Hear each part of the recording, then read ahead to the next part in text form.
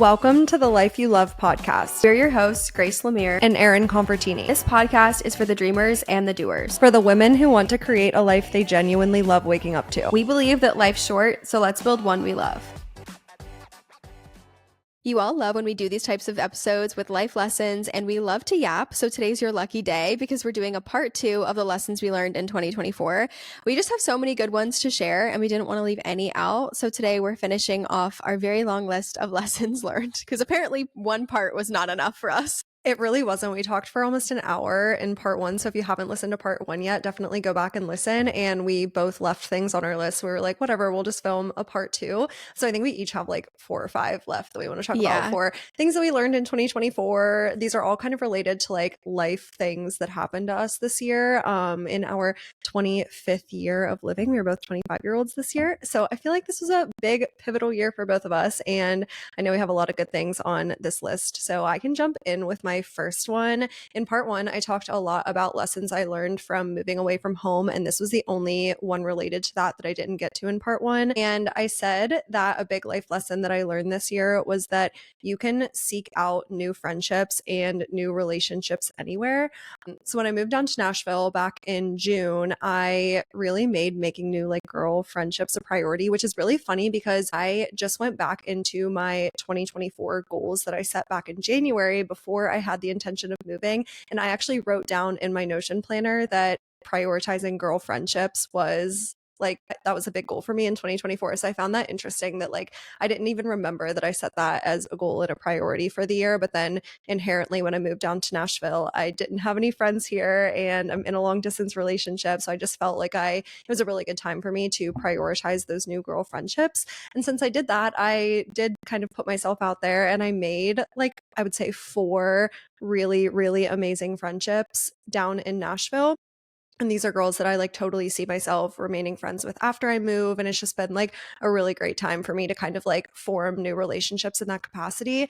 But I think it made me realize that the reason why I made new good friends was because I was open to that and because I was looking for it. And that doesn't have to be an experience that's unique to moving to a new city. I think when you're in the city that you've been in for a while and maybe you have some friends, you have your like friend group, you kind of feel weird for putting yourself out there and like putting that out into the universe that you're seeking new relationships. But if you're not in that headspace, then you're not going to find new friends. And I think like also, if you're in your 20s, if you're in your mid 20s and you have been in the same city since college, a lot of times your friendships are still from either high school or from college. And obviously there's nothing wrong with those relationships, but sometimes it's hard to like be your like true authentic self for this phase of your life when you're constantly surrounded by the friendships from a prior version of you. So it's just a good reminder that like if you're in the same city that you've been in for a while, you can seek out new friendships. It doesn't take moving away to a new state to be open to new friendships. I love that. With me moving in literally like a month, I'm super excited for that aspect of it, to just like meet new people, because when I moved home from college, I moved it back into the suburbs. So I haven't been close to the city and I really haven't made many like new friends. I like reconnected with someone I was friends with in high school and then kind of have just nurtured friendships from college and high school, but I haven't really made a lot of new friends because I've made new friends like through social media, but not like people that are physically in the same city as me because I don't live in the city. And I'm excited to be in a city and to be able to do that. One of my lessons is kind of similar to that or on the same vein, is that community is everything.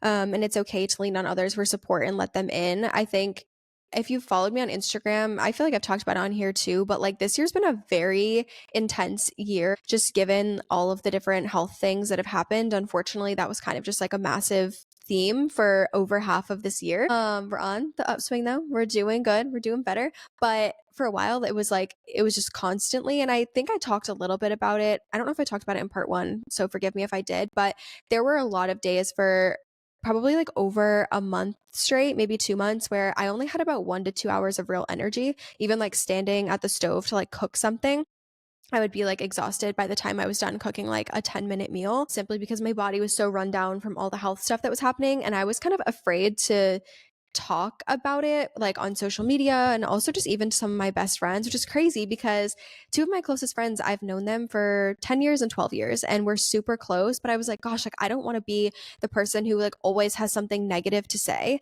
And that was just like a big insecurity of mine with the health stuff is like, every time they're like, we go to dinner and they're like, how are you doing? And I'm like, nothing's really changed. Like, I still, dealing with the same situation, or like, I've tried all these different things and like nothing has happened, or I'm still waiting for testing or things like that. And I learned this year that like, people want to be there for you a lot more than you think. And like, that's part of friendships. And it's funny because my friends have also had really challenging years. One of my friends in particular, dealing with just a lot of really significant life changes. And I remember like saying to her, I was like, this friendship is not conditional. Like, I'm not here for you on just good days. I'm not here just for the positive moments. I have another friend of mine who we co-work together a lot because we both are entrepreneurs and work remotely. And there was one week that we co-worked out of a Panera like 3 times. And all 3 of those times, like, she like cried, like she was like just having such like a rough time, and she was like, I'm so sorry, I feel like I've been such a mess like every time. And I was like, girl, like I'm here for you. Like, again, this friendship is not conditional.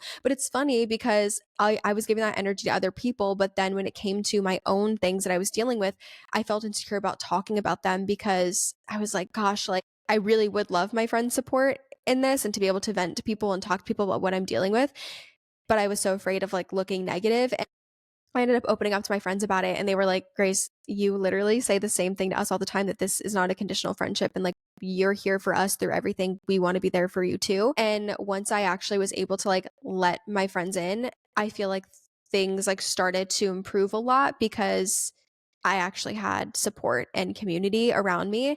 And I have been really intentional about like nurturing the friendships that I have. So like I should be able to lean on them. And it has nothing to do with my friends and everything to do with me and just like my own thing. But community is so important. And once I kind of like unlocked that new like depth in those friendships, I feel like my life just got drastically better. And now I feel like my support system is so much better because I know like I can go to them and I'm not afraid to go to them about things like that are quote unquote negative. And I think that's also like such a good learning too, now being 26, which makes me so, I'm like saying the word 20, letter 26, letter, what am I saying, letter number 26, I'm like I just feel like, oh my god, when I have to like fill out forms now, and now I'm in like the 26 to 30 age bracket instead of the 21 to, I'm Oh like my gosh, I'm sure stop there's right like now. I'm sure there's a 32-year-old listening to this being like, I shut up, know, you they're shut like, up. girl, please. But yeah, no, I just like, I think it's a good lesson too going into your late 20s because there's so much that's going to happen in your late 20s. Like, between all my friends this year, there's been like, we've all dealt with so many things, from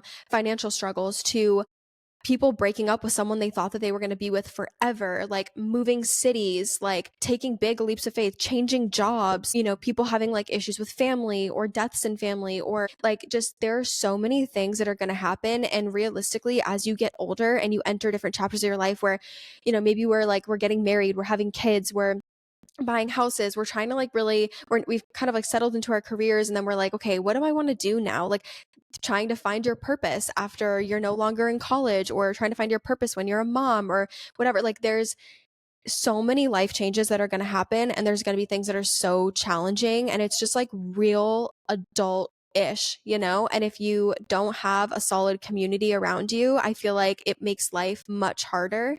And really investing in community and trying to find your people, but then also being open and vulnerable and letting them in so that they can support you through those life things is just super important. And I feel like that was, I don't know, it was just a big lesson for me this year to really focus on that. I love that so much, because something that I didn't write down on my list, but something that I feel like has been a big theme this year, and I know we've talked about this a lot because I feel like you're in this bucket for me when I think of expanders in my life. Like, it's so important to have, yeah, obviously, but just the idea of like surrounding yourself with people who light you up, push you to be better, make you feel really inspired. Those people are expanding you, as opposed to surrounding yourself with a lot of people who are negative, constantly complaining. And there's such a difference between what you just said and that situation. Like, you can have obviously like really big expanders in your life, and those expanders still coming to you for things that they're struggling with or when they're going through a rough time and they need you to be their expander, versus being in a situation where you're in a group of friends where all they do when you go to dinner is gossip and talk about Netflix and complain about their work and everything like that, just like constantly complaining and being negative. I don't know if you've seen the TikTok videos where the girl's like, I forget who it is, I can't think of her name off the top of my head, but she was like, here's the difference between what my rich friends talk about at dinner versus what my poor friends talk about at dinner. And essentially she's just like using that as an analogy of like, when I'm surrounded by people who are like the expanders in my life, we're talking about things like investing and books we're reading and what we learned and productivity and all of those types of things. And then when she's in her other group of friends and they sit down at the dinner table and they're gossiping about people and they're being super negative and they're complaining about a bunch of different things, they're not taking action to address the things that they're complaining about. But that doesn't mean that the people who are those expanders are going to need to come to you for support. I love that you brought this up because it's funny is when I was like making my list for this, I also almost put this one on my list, but then I was like, I kind of learned that a couple years ago, but I think it was still so relevant this year. And I think it's worth talking about is like that quote that's like, you're the product of the people you surround yourself with or whatever. It is so, so true. And I've talked about this a lot when it comes to freelancing stuff because I, from the jump, intentionally tried to put myself in the same room as people that I knew were better than me. And I don't mean better in the sense that like I'm lesser than them, but just people that were smarter than me in some way, people who were more strategic, more ambitious, more creative, whatever, people who have different skills than me because you will learn so much so fast. But I think when it comes to not even career wise, but just being surrounded by like just your friends, your normal friends, I feel like expander is such a good way to word it. Like being around people who have an abundance mindset impacts your abundance mindset so much. And I think I talked a little bit about this in part one. The apartment that I really want is 2772 with a special. That is a lot more than I wanted to spend. I spend 2400 for a two bedroom right now. Granted, I don't love my two bedroom. There's not a singular amenity here. The location's not great. So I'm getting more. Like I'm not getting the most value for the 2400 I pay now, but I have been kind of like thinking through my decision, and I talked to Erin about it when we got off of filming the other day because we're both in the same line of work. And I was like, I know she'll understand like the financial side of it more than maybe a friend in a 9 to 5 would. And I was explaining to her, I was like, yeah, like the other option I could go with is like a one bedroom for 2500 or this two bedroom for 2772. And I was like, but I don't know. That one feels like it feels more expansive, but it feels a little nerve wracking. And Erin literally goes, Grace, like you could just like make more money.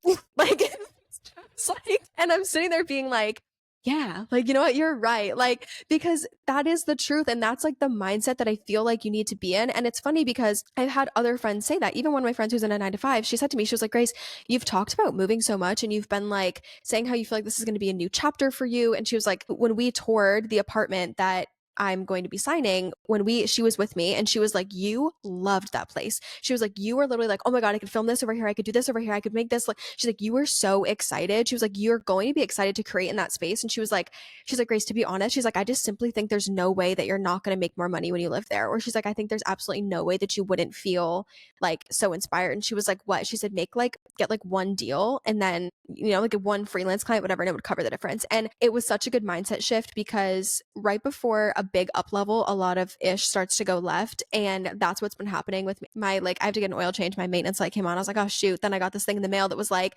hey, like I finally got billed for a test I did like 3 months ago and it was like $350. And I was like, oh shoot. Okay. And there's just been a lot of like random expenses popping up, which is very normal, but for a big up level and being surrounded by people that are gonna support you through that and be like, okay, like what? Like your oil change is what, like $100? Like big whoop, Grace, deal with it. Or like, oh, your test was 350. Like, okay, go do like a half a UGC video and you'll be fine. Or okay, yeah, with like the apartment, it was like make more money. Like, and that Mm-hmm. really is it. And it's, I mean, and that's an extra like 250 a month, which as an entrepreneur is like not much. Again, I can do like Yes. half a Well, the UGC video difference and be is like fine. But you're viewing it as I know that this is going to be an investment in myself and here's my plan for how I'm going to increase my income. Whereas mhm. like instead of looking at it as like, okay, well, this is my salary and I can't do a side hustle. I can't have a second source of income. I can't my salary is fixed. you're Mhm. not looking at it like that. You're Right. looking at it as I am in control of my income and I can work harder to increase that to cover that Mhm. spread. I was going through a similar situation. I'm not announcing what the up level is yet, but we talked about a similar thing this week and I said the number to three different people. Grace was one of them, but then two of our other friends who are also entrepreneurs, people that I really respect and look up to. And when I said the number, all three of you guys were like, wait, that's it. And in my mind, that number was so scary to me. And I like was afraid to admit it. I was like, no, I don't want to say the number. Like, I'm scared. And they were like, no, just say it. And literally all three of you guys had the exact same reaction. You were like, oh, that's it. Like, I thought you were going to say something Mhm. way bigger than that. So it's just like surrounding yourself with those people who are going to check you and be like, wait, that's actually not big enough. Go bigger. Mhm. It really does make such a difference. Like, just even, like, being around people who, yeah, just are more in an abundance mindset and just, like, push you to really, I don't know, to really just think bigger and to not be in scarcity. I think I know I just shared one, but I have one on my list. It's pretty much like goes right along with this. And I think you would totally agree with this one because we've talked about this before. But one of the lessons I learned this year was that in yourself will usually get you a massive ROI. And I believe in this so much. And I know some people will definitely disagree with me, but on my social media, I've documented this year, I invest in my appearance a bit, and I definitely want to increase that in the next year as well. But I do things for my appearance to make me feel good. I've talked about getting like lip filler and getting like Botox in my jaw. So I stop clenching my jaw because I clench it so hard I end up looking at the freaking crimson chin. Because your jaw muscles get really crazy. It's not fun. But I just like I get my hair done and I was getting my nails done until I had an allergic reaction to the nail products. But like I invest in myself. And I used to have a lot of like shame about it because I'm like, oh, like to go spend $700 on a syringe of lip filler is like objectively a chunk of cash. And yeah, if I like invested that money in the stock market and like let it grow, da, da, da. But then I'm like, the energy that you show up with when you invest in yourself is so much more. I've started investing in my closet a little bit lately as well. I don't want to buy a ton of stuff right before I move because I'm going to have to drive it all with me to my location. I am going through everything and then I'm going to work with a stylist when I move and actually learn how to dress and like wear clothes that make me feel confident. And I just think that when you invest in yourself, whether it is like a physical thing or whether it's going to therapy, I pay to go to therapy, I investing in education, just anything. Like I truly feel like you get so much out of it. And yeah, I don't know. I'm just a firm believer in setting aside money to invest in your appearance and your emotional intelligence and your physical health. Like even if it means spending a little bit, I don't know. Yeah, I know I some people totally don't agree. love it, but No, a couple of thoughts on that. I was listening to a podcast episode about a month ago where they brought on must have been a stylist or so, I think it was a founder of a company who was talking a lot about how style impacts her business success. And she was basically saying that, like, I have a very distinct sense of style and I should present myself to the world in the way that I want the world to see me. And through that, it attracts the right people that I should be talking to. And I think that's a really good way to see, like, investing in your appearance and showing up more confidently. I know another host of a podcast that I really like, she talks all the time about how when she goes to business conferences and things, she always wears like a really insane outfit that's like very much her style and like shows her personality because through that, it takes a lot of the pressure off of networking because so many people are coming up to her and sparking those conversations saying, oh my gosh, I love your sparkly blazer or I love your high heels or whatever it may be. So I think that's a really good way to kind of view like the clothing and the style aspect of it. But then also, I know a big goal for me in 2025, and we're going to film an entire 2025 goals episode, but a really big goal for me in 2025 is to invest more of the money that I'm earning in my business back into the business. And I think a lot of that is going to be investing in getting myself into the right room. So paying to go to business conferences, retreats, just like paying for that network almost because like that ROI is so infinite.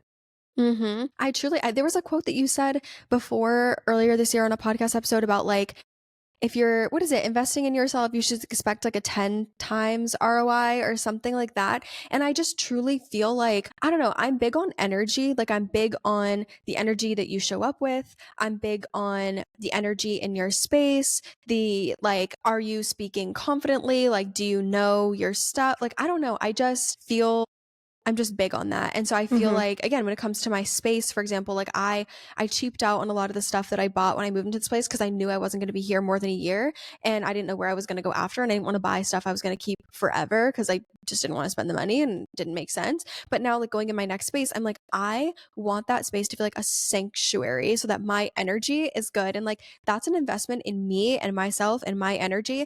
But I truly believe that it will be an ROI or give me an ROI. Same with like this apartment, going for something that is a bit more like I can afford it. I want to make that clear. Like I can very much afford the apartment.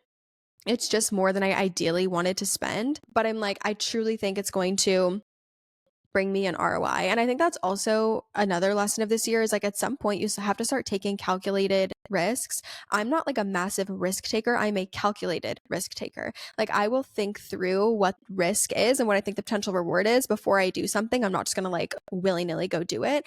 But I think that taking calculated risks is really important. And I kind of see this investment in the apartment as a calculated risk in a way where I very much know what the risk is. I know what the reward is. And I think the reward is way higher than the risk because I truly think I'm going to get an ROI on that investment.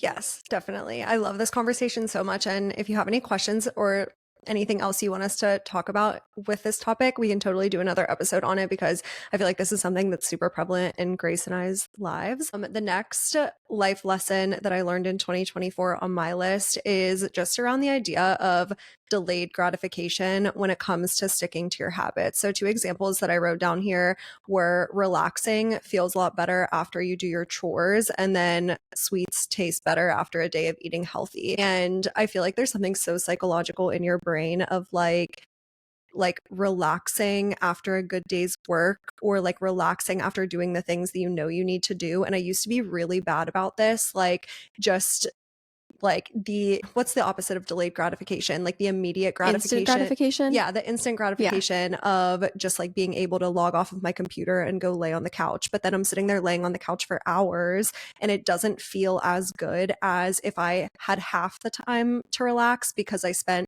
those first 2 hours cleaning up from my day and like making a healthy dinner. And then I got to relax for an hour and a half at the end of the day. So I feel like that was like a huge theme in my life. And I got significantly better at that in 2024. After all the health stuff this year, I like totally fell off all of my routines. There was a point where my dad was literally like, I can come over and help you clean because I didn't have the energy to do it when I was like really struggling. And now I'm getting myself back into routines. And this is one thing that I have focused on a lot because it's kind of funny. And this sounds like such an adult thing to say, but like if I like walk by my sink and there's no dishes in it, I'm like, hell yeah. Like that's my sink and there's no dishes in it. You know what I mean? Versus like if I know I have dishes sitting in my sink, I'm like I just, or like I wake up in the morning and there's dishes in the sink. If there's like one dish or something like that from the night before, it's not a big deal. But when I wake up to dishes in the sink, I'm like, ugh. Or if I'm going to bed knowing that they're sitting there, versus like when I walk through my kitchen, I walk by my sink and I see that the sink is empty, it gives me such a rush. Like as crazy as that No, it sounds. literally does. Yeah. And then you enjoy your life so much better. And like cleaning is Mhm. just one aspect of that. But even like checking all of your work to do items off of your to do list for the day, like just like doing what you say you're going to do makes like those little life moments so much more enjoyable. It's insane. It really does. It really does. Okay, let's keep it moving to the next one. Let's see. There's so many I want to share. Let's see.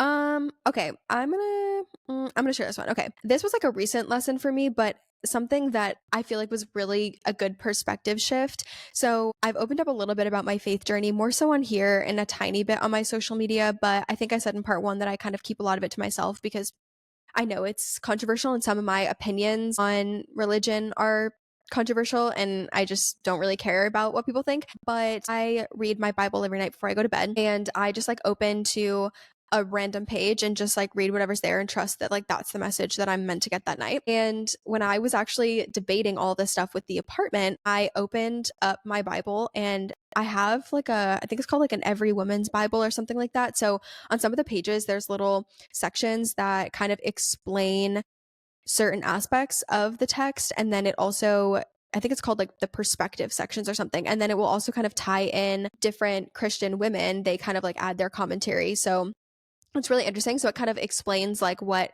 the author's perspective is, then that woman's perspective, and like then another perspective. So you can kind of learn how to interpret different things and figure out what it means to you. But anyway, so I open the Bible up and there's a little perspective section. I start reading it and it says God isn't the author of fear. And this can go for any like higher power. I use God and the universe kind of interchangeably, and thinking about it that way, like God and the universe are not the creator of fear and are not the author of fear. And going along with this, God and the universe are not going to communicate with you through anxiety or through fear. When you think about it, there was someone who had said, like, the universe knows your heart and knows that, like, trying to, like, scare the shit out of you, for lack of a better word, is not like the way that they're going to communicate. Your intuition, which I personally believe is like God and the universe speaking through you, your intuition is always going to feel peaceful. Like a gut feeling will feel like peace. Your ego, which is the part of your brain that's trying to protect you, is what's going to feel really frantic. And so it just kind of like, it just like, I don't know, really helped me think about all of the decisions. Cause again, I was thinking about this apartment and I was like feeling really nervous. And I was like, what happens if I go for this apartment and then like I like can't afford it and I'm broke and then what? And then I was like, wait a second. And I read this and that night, opened the Bible and see God is not the author of fear. And I was like, shoot, I'm like, okay, where is this fear coming from? Because it's not coming from God. He's not trying to scare the heck out of me. That doesn't make any sense.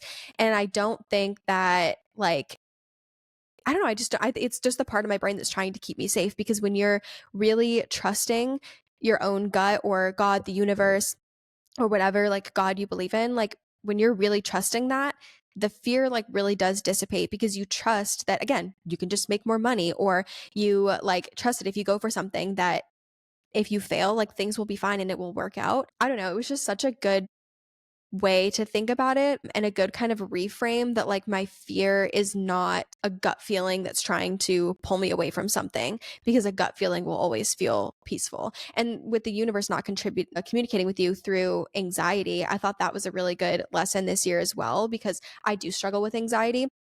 And so sometimes I have a hard time being like, is it my gut or is it my anxiety? And learning that, like, if you think about it, like, if you were trying to get like a child to do something, like you're trying to motivate them to do something or motivate them or sway them towards a certain decision, using fear to do that, which a lot of parents do, I will say, as a former preschool teacher, using fear or trying to incite anxiety in a child is manipulation. And in my opinion, and in my studies as a certified teacher, it's manipulation. And I don't believe that God or the universe would ever try to manipulate me. So if they're going to communicate with me, it's through peace, and like it's a peaceful message. And that has helped me like tune into my gut feeling a lot more, and also recognize that when I'm feeling fear, that's not trying to direct me in one way or another. It's really just my brain trying to keep me safe, and I need to come back to peace before I make any sort of choice. Definitely. I think this goes back to the conversation we were having in part one about the idea of life as a surprise party, don't spoil it. Mm-hmm. And just like also the conversation around like it's not your responsibility to know what the reason is and like for why you're being called to do something. It's just your responsibility to act on your intuition and your gut feeling. Because, yeah, like you said, like it's a surprise party and it's going to lead you in the right direction to just listen to your intuition and not be, I don't want to say like don't have fear or like don't be like Yeah, fear anxious is about normal. any, don't like feel anxious about any of your decisions, but just kind of like learning to trust the process and not being so stressed out about it. I feel Mm-hmm. like that's a good life lesson for sure. The next one that I want to talk about, I said, always be questioning whether or not things you think about yourself still apply or if it's preventing you from up leveling. And I feel like this is really, this used to be a lot more challenging for me, but I'm trying to get over it. And I think the reason why I have struggled with this in the past, a lot of it, I do think has to do with social media, because you're putting your thoughts into the universe and you're like speaking them to a platform of people that follow you. And then it's kind of like admitting that something that you thought before was not even like wrong, but just that you're like changing your perspective on things. And one example that I wrote down here was I always used to say that I wasn't a fitness class girl. And then when I moved down to Nashville, I got class pass and I started going to fitness classes. Not every single day. I still go to the gym for like my primary workout, but I've started implementing fitness classes like once or twice a week. And now all of a sudden, like my videos from a year or so ago being like, I'm not a fitness class girl. I love working out on my own. Like that opinion changed. So I think it's just like kind of feeling okay altering your point of view and like admitting to yourself that that's not a bad thing. That doesn't mean that like that version of you wasn't correct. It just means that like now you're on to version 2.0 or like version 3.0 and you're kind of like up leveling and changing your perspective on things. Another example of this was I used to always say that I wasn't an organized person. And I think like me saying that and like me kind of like speaking that into existence was like stopping me from being able to be an organized person. And now like I'm super organized. My apartment's super clean right now. And like I'm like digitally organized. Like I've really gotten my shit together in that aspect. So that's just also a good lesson around like what you say about yourself is ultimately going to become your reality. So being careful with that as well. It's funny because on my list, one of the lessons that I put down was that it's okay to change your mind because of the same thing. And I do feel like I like that you mentioned social media and that you're like opening up that like door in this conversation because being on social media, you're constantly being perceived and people are also they are very critical. Not everyone, but people can be very critical, and people on social media will be the first ones to be like, well, you posted a year ago that you da, da, da, da. And I'm like, take a deep breath. Like, I'm sorry. And I don't know, because it does add pressure because you're like, well, I once said this, but Yeah. I've realized that like, how do I say this? Like the opposite, where like you refuse, like you gain new information, but you refuse to change your opinion simply because your opinion was something else at one point, I think is actually really emotionally immature.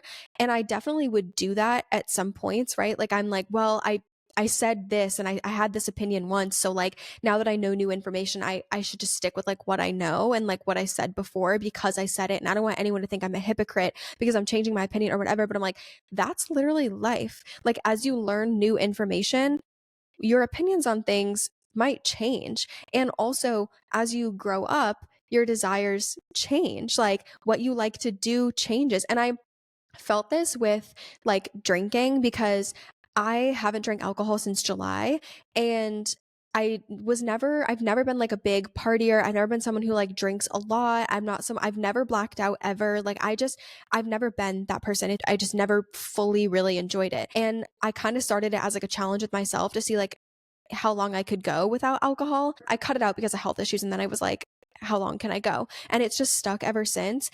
And I've talked about that journey, but I'm not like anti alcohol. And I'm not saying I'm never going to have a drink again, but my opinions on alcohol just like have changed. And I don't know. And I think sometimes people, if I go back and have a drink, I'm like, are people going to think that I'm like a hypocrite or whatever? And I'm just like, who cares? Like, it's okay to change your mind about what you want to do. Like, today I could be like, you know what? I want to be sober the rest of my life. And tomorrow I could be like, you know what? No, I want to have a drink. And that's fine. Like, as long as you're doing what you feel like is right for you, like, I don't know. I just think that it's way better to approach life from the lens of like, as I learn new information, my opinions might change. And that's again because I have new information and can form different opinions and different thoughts based on the new information that I have. Totally. I think on social media, people follow you for your point of view. So when your point of view changes, you get like super like hard on yourself for that. And it almost makes you, or at least it's made me kind of filter my point of views and like not Mm-hmm. want to share them and like Same. not say anything like hard and fast because like what if it changes? But that's Mm-hmm. not a good way to approach things. We're all just learning. And that's like just literally life. And I think, like, I don't know, I think about this a lot when it comes to political opinions because there are people who have gone from like one side to the other, or people like where things change and then their opinion on something changes or whatever. And I think a lot of people feel like they have to stick with whatever side they're on or whatever opinion they've always had on things. And there have been things over the years where I've gained more information and then I change my opinion where I'm like, okay, yeah, now that I know a little bit more about this and I become more educated, my opinion on that has changed. And I don't know, I think that's part of life. I think kind of on this same topic, one of the other lessons that I learned this year that I'm still trying to learn because it's definitely something that I struggle with, but it's that people like you more than you think and nobody's life revolves around you. People are simply like not thinking that hard about you. I was made fun of like a lot when I was growing up, and it's something that stuck with me my whole life because if you've been in the same boat, you just know it's hard not to be worried about what people are thinking of you.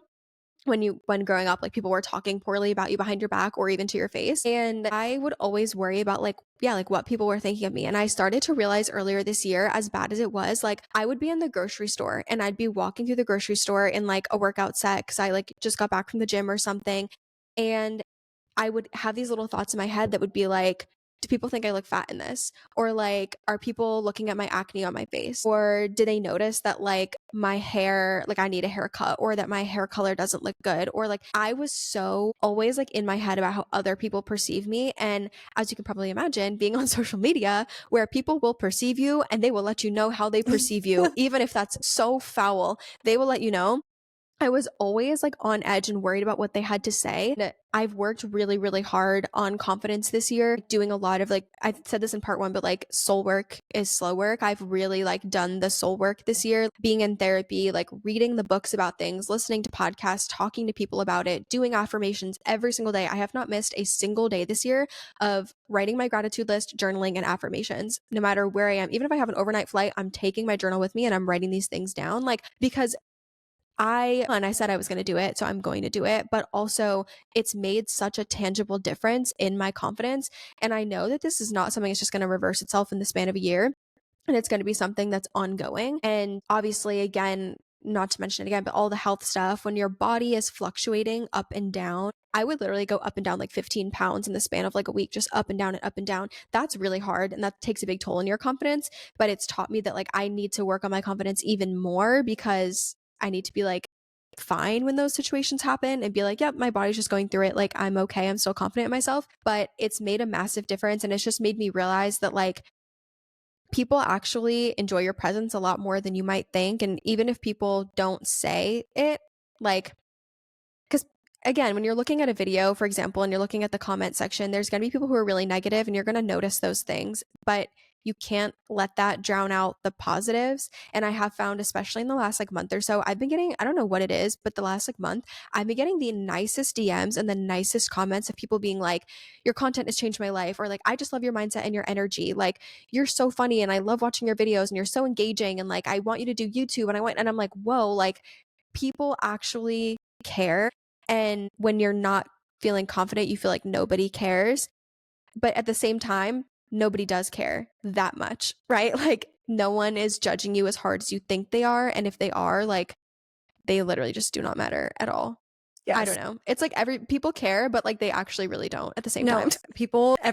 everyone cares about themselves. Like if Mhm. they care, they still don't care about you more than they care about themselves. Everyone's only thinking about them. And kind Mhm. of going off of that, and this is going to be our last one because we're almost out of time. But I feel like this is kind of a good segue into this. It's kind of just the idea of like not doing things just because other people are doing them, and then also like really finding your true reason for wanting to do something for yourself. And if you don't have that good reason, you're not going to stick to it. So one example of this is when I did Save Soft over the summer, I put in as one of my rules that I was going to read 10 pages in a day, like every single day. And it was like the one habit that I just flat out did not stick to over 75 soft. And the reason was, and I realized this like a couple weeks into it, I was like, I had no reason for wanting to read 10 pages of a day. Like, why am I've never really been like that big of a reader. And I said 10 pages of a nonfiction book. And I realized that like the root of why I wanted to set that rule for myself was because, I'm a big believer in like there's different phases of the year that you're like more productive, and I'm always way more productive around like end of summer going into fall. And there's actually I listened to a Mel Robbins podcast episode about that's like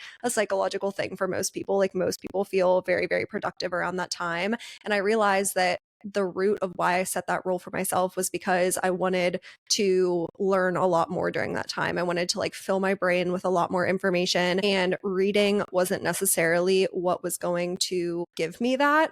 So I switched the rule to not reading 10 pages in a day, but either listening to one podcast episode or watching one YouTube video. And it didn't have to be about like a certain topic. It could be about whatever I was interested in. But since then, I've like really stuck to that. I've listened to a podcast episode or I've watched a YouTube video literally like almost every single day since then, because I had like my true why. Whereas I feel like I set the reading 10 pages as a goal because that's what most people do in 75 soft, and like I didn't have a strong reason for it.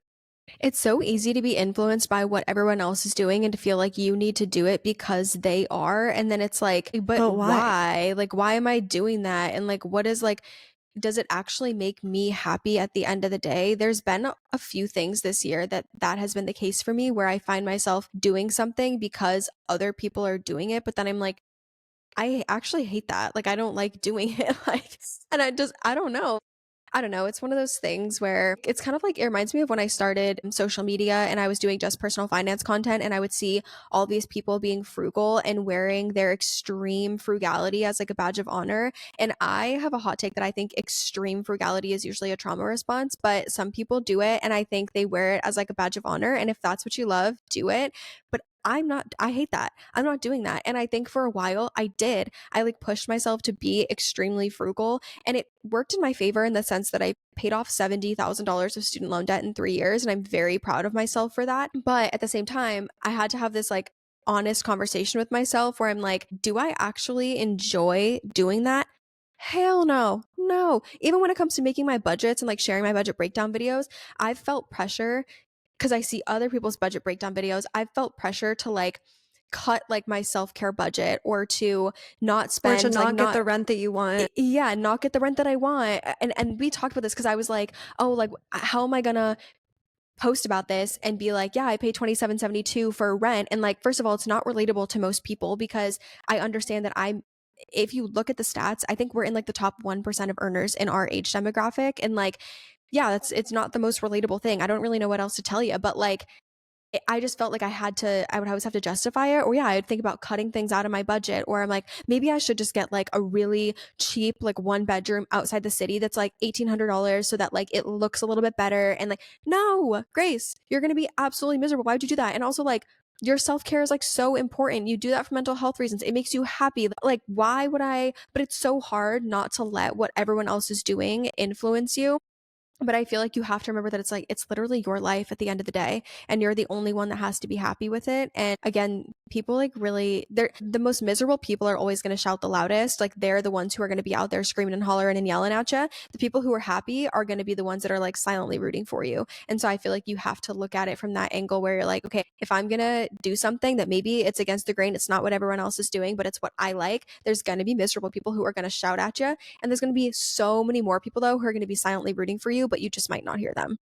Totally. I think this episode was so fun. And if you didn't listen to part one yet, definitely go listen because that was also a super fun conversation. And I feel like we will probably do a lot more of these types of episodes going into 2025 because we love talking about this kind of stuff. So let us know if you want to hear more from us kind of in like the life lessons space because we love talking about it. But thank you for tuning in to this week's episode of the podcast. You can leave us questions, comments, feedback in Spotify, or you can DM us on Instagram at The Life You Love Pod. We love hearing from you guys. Thanks for tuning into the podcast, and until next week.